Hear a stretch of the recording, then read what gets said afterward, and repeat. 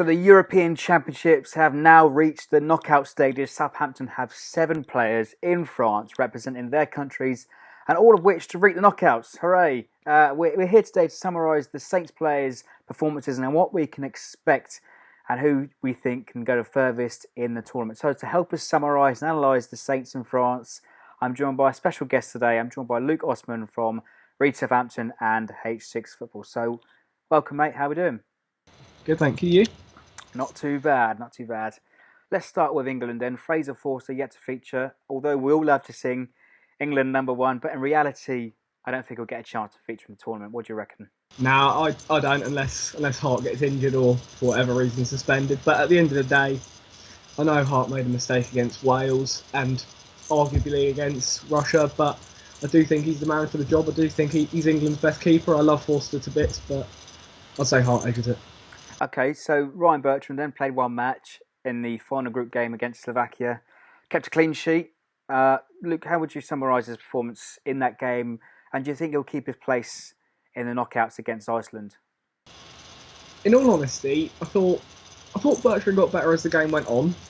He started, I think it was Nerb's first major competition, but I've got to say, I thought Danny Rose against Russia and Wales did probably edge it performance-based against, in comparison to Bertrand against Slovakia. But I think Bertrand's the better player still, but I suppose that's Southampton bias coming out.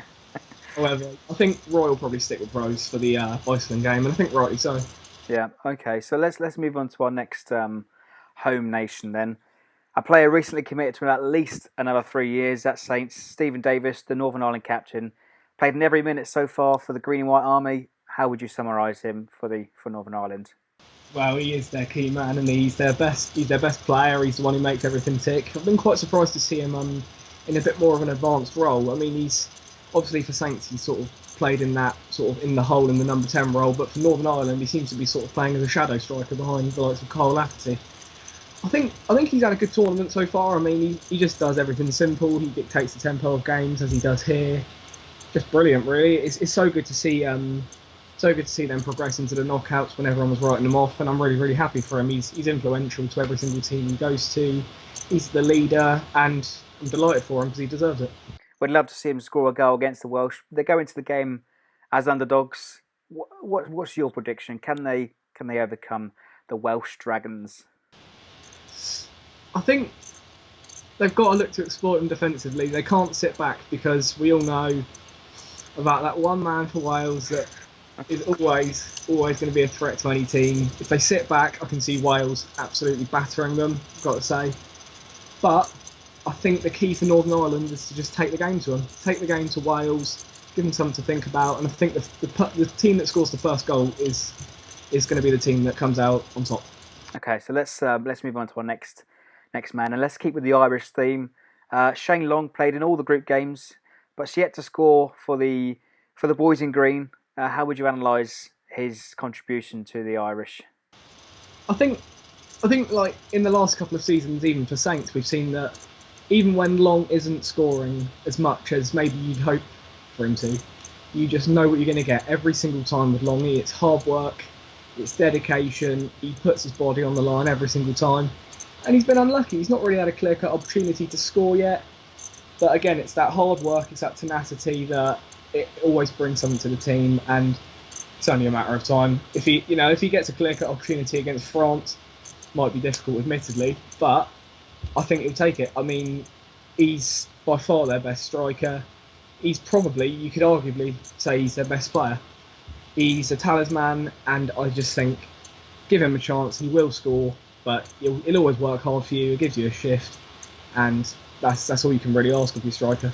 I mean, I certainly agree with that, because he's proved that throughout the entire season. That Saints popped up with some important goals, and everyone sort of echoes those comments, really. He's a talisman, he works so hard, runs his socks off.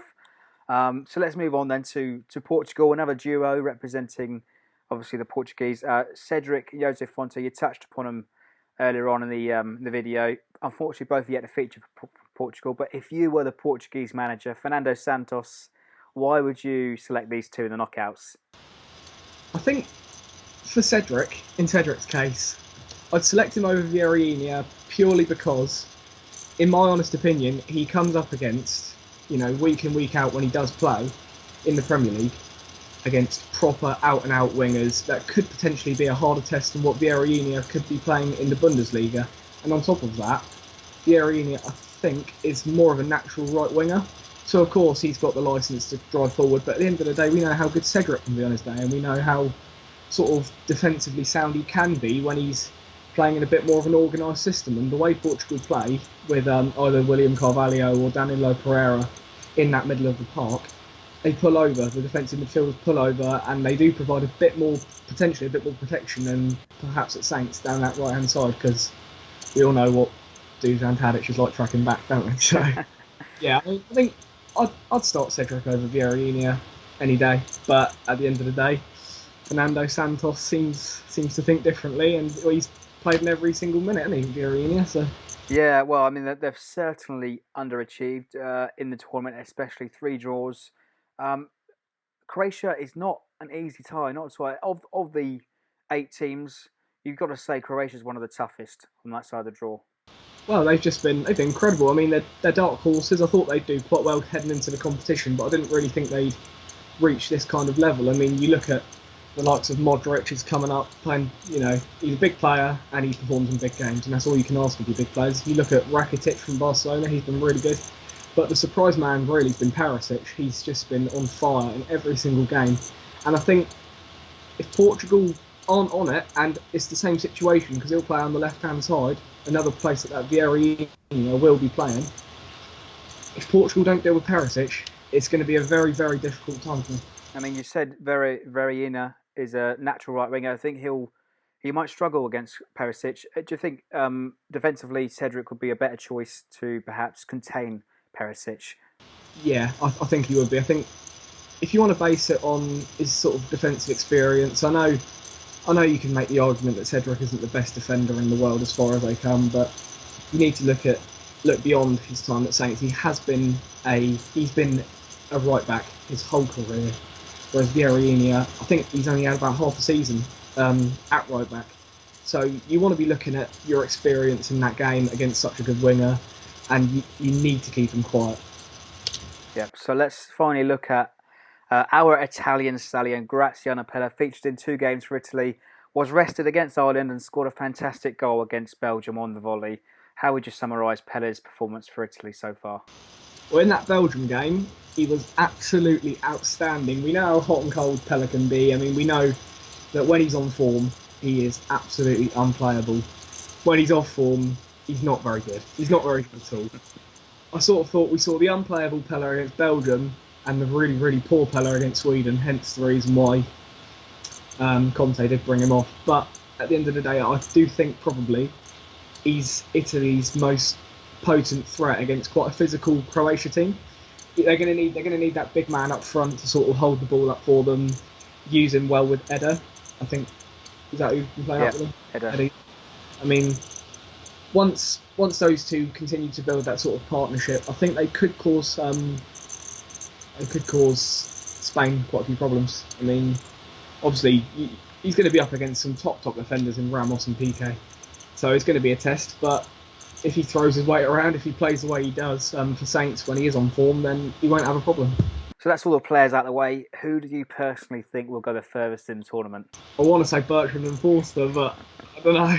I'm going to go with Pella's Italy. I think they could get to the final. So you reckon Italy could beat Spain in the knockout? I do. Yeah, I think we haven't really seen Spain get into full gear yet, and I think that Italy, I don't know, there's something about them this year. I think just the way Conte organises them tactically, and of course that big man Pella up front, you never know what he can do. Well, you heard it here first on The Ugly Inside.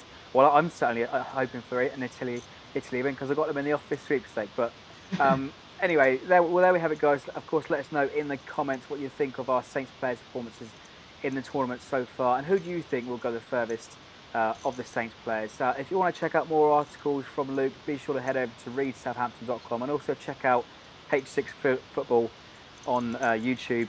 All the links in the description, but for now, like, share and subscribe for more. Cheers, Luke. Okay.